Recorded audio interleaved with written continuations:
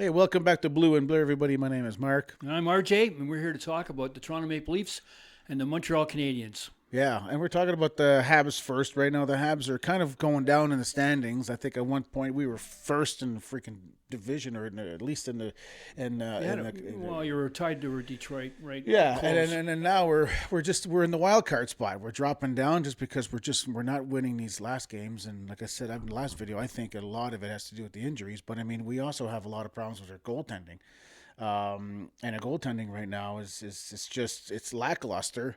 And there doesn't seem to be an answer other than Fowler, but he's in the minors and we can't bring him up yet. I don't think it would be great to bring him up 21, right away. He's only 21, which is incredibly young for a goaltender. Yeah. And not very many under 23, 24, really not many under 25s. Yeah.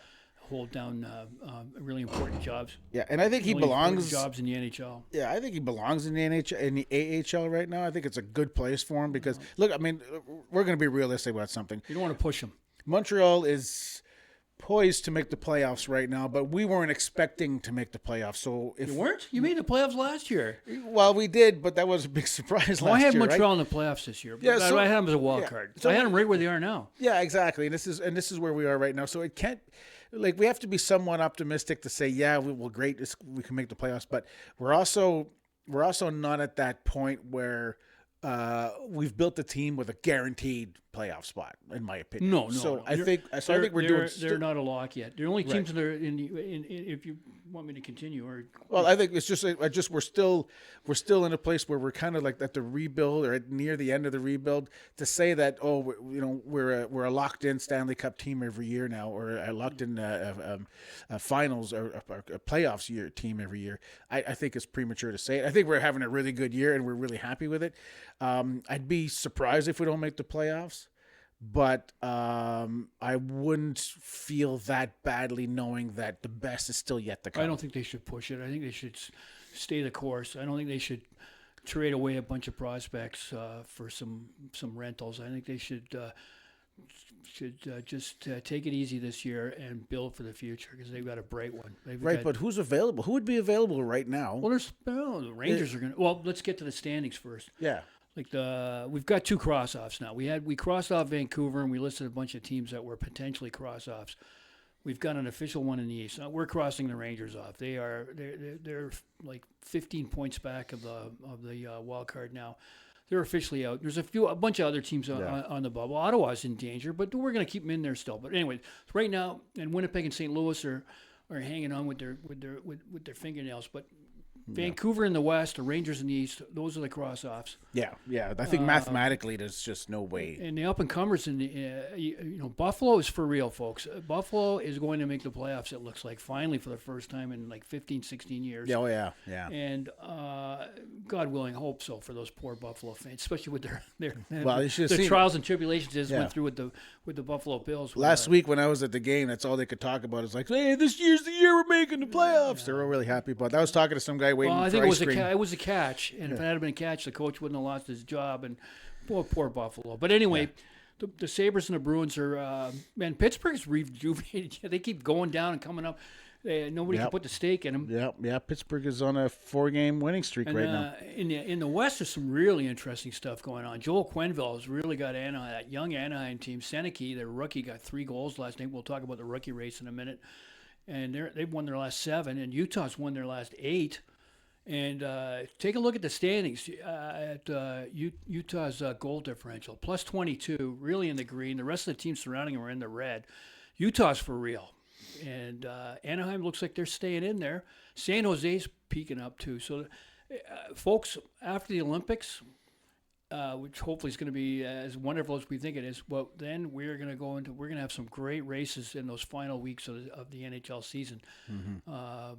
The playoffs basically going to start around the last week of March because those games are going to be, some of those games are going to be losers leave town games. Yeah, they're going to be must wins for almost everybody. There's going to be a bunch of loser leaves town. Yeah. Games. Anyway, what else is going on with Montreal? You want to talk about the rookie thing? Well, you just talked about goal differential first. I just want to talk about goal differential for Montreal right now. It's completely boggles my mind how we have a goal differential right now of +2. We have 177 goals for and 175 goals against.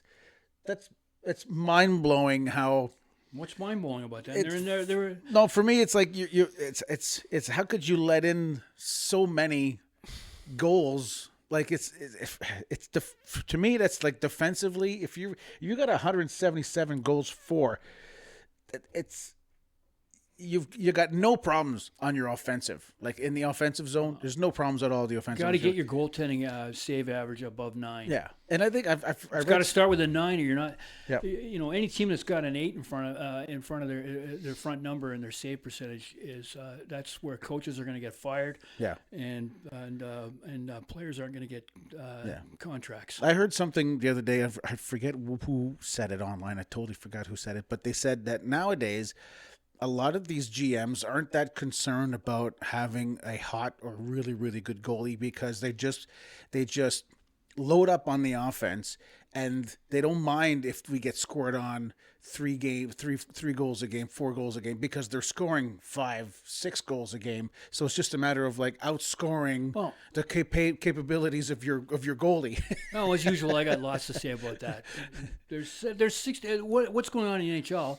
And they're continuing to expand. 32 teams, 64 starters and backups, and then you got the third stringer. So we got 64 goalies. There are 64 good goalies. So many nights you're facing mediocre goalie, but you know what? You're playing on a mediocre goalie on the other side of the thing. And of course, with the way they've the goalie union got them to wear these big Michelin uniforms packages with their equipment since the 90s. I mean, if these guys were wearing the goaltending that Patrick Waugh broke into the league with in '86, the scores would be the old CCM leather pads, 12-10 games, and Wayne Gretzky's some of his seasonal records might be in trouble. So they don't focus on you can't.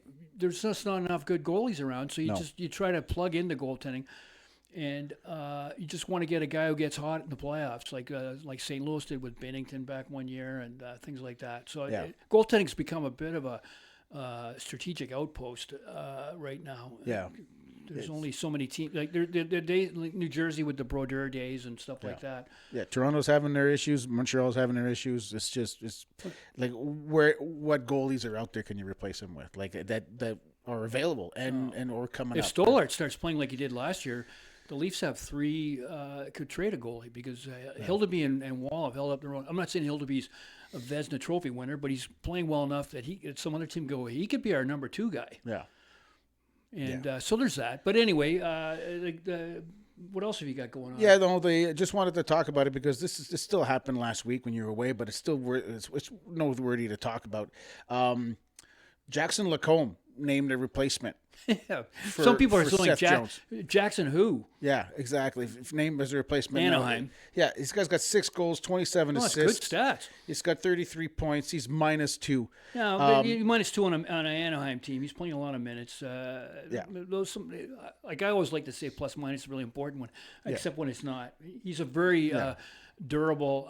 He plays a heavy game. Yeah, but the big argument out of Montreal right now is how come Lane Hudson still didn't get the call up? His stats are miles above what Lacombe is. 9 goals, 44 assists, 53 points, plus 15. He's plus 15. Yeah, but Seth Jones is on the team to play a heavy game, clear the front of the net, rub guys into the boards, physical presence, intimidation.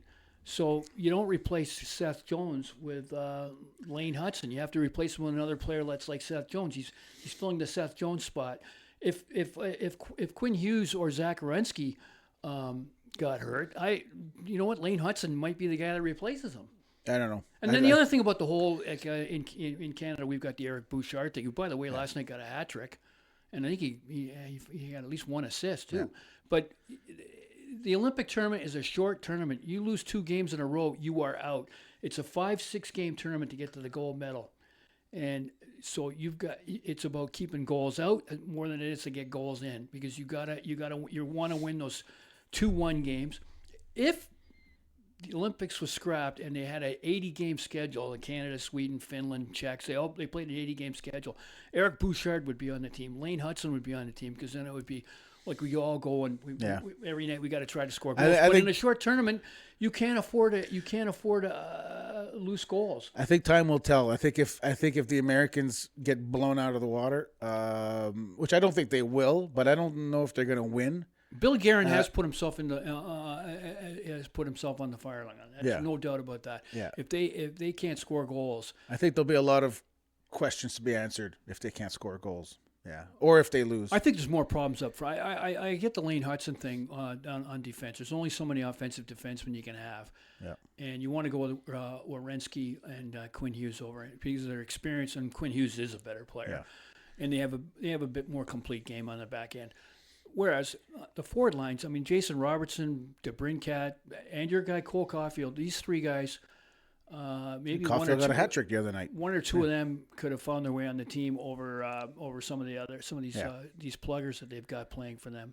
It's going to be very interesting. It's going to be and against the Bruins, it wasn't it? Is the Bruins? Yeah, it was the Bruins. Cole Caulfield got all three goals, hat trick. Like there's an in your face. Hey, why am I not on the Olympic? Well, speaking team? of hat tricks, I mentioned it already, but on Anaheim, their young phenom Brent Seneke, who's a Canadian boy as well, by the way, maybe a future Olympian.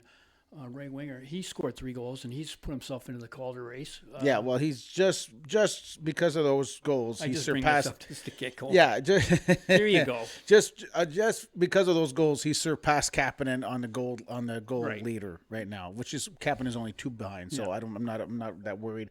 But Demidov is still the points leader. And of course, in my opinion, it's all a waste of time because Matt Schaefer is he's not getting it. No. He's not getting it. He's got double the ice time that any of these other rookies have, and he doesn't have anywhere near the points. Because he's doing twice the job of those guys.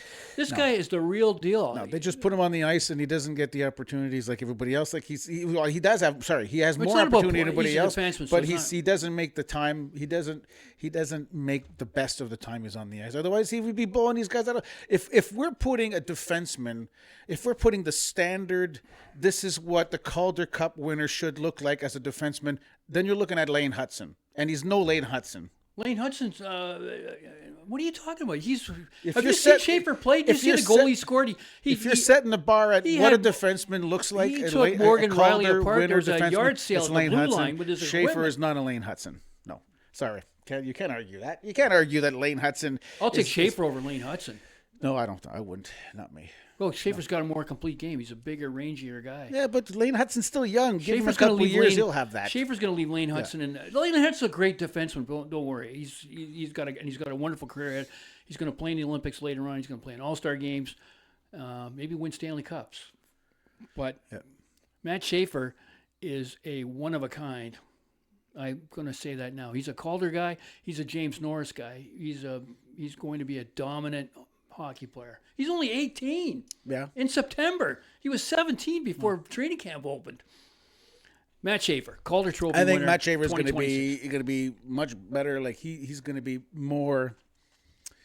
Like he's going to be better than anybody else like that, I'd say, in my opinion, in like 2 years. But right now, no, sorry. Well, I'm not saying he's better than Lane Hudson right this moment, but Lane Hudson's not a rookie. We're talking about Lane Hudson's making Demidov and Seneke and Kapanen. Yeah, but if we're setting the bar as like, okay, in the dust. If you're saying like if this year again a defenseman wins the Calder Cup. Right. Then you have to set the bar as... Your guy down you have to set the bar at Lane Hudson. Lane Hudson is the standard bar for a defenseman winning the Calder Cup because he's the current Calder winner.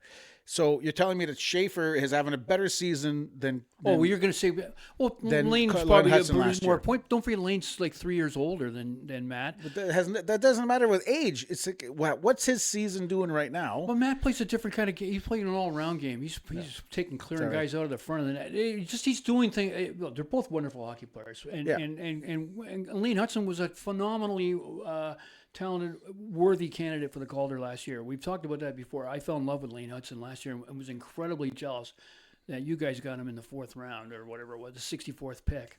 Yeah, he was way up Second there. round, I guess that would be. Anyway, on that note, we got to go. Don't forget to like and subscribe. Let us know who you think the Calder Cup winner should be this year. Are you going with Demidov? Are you going with Kapanen? Are you going with Seneke? Or are you going with Schaefer? I mean, those are the 4 guys right now, the top 4.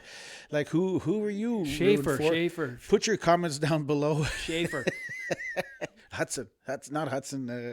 Demidov. Demidov is definitely the guy. Anyway, let us know what you think. That's our timer. It's all the time we got. Have a good day.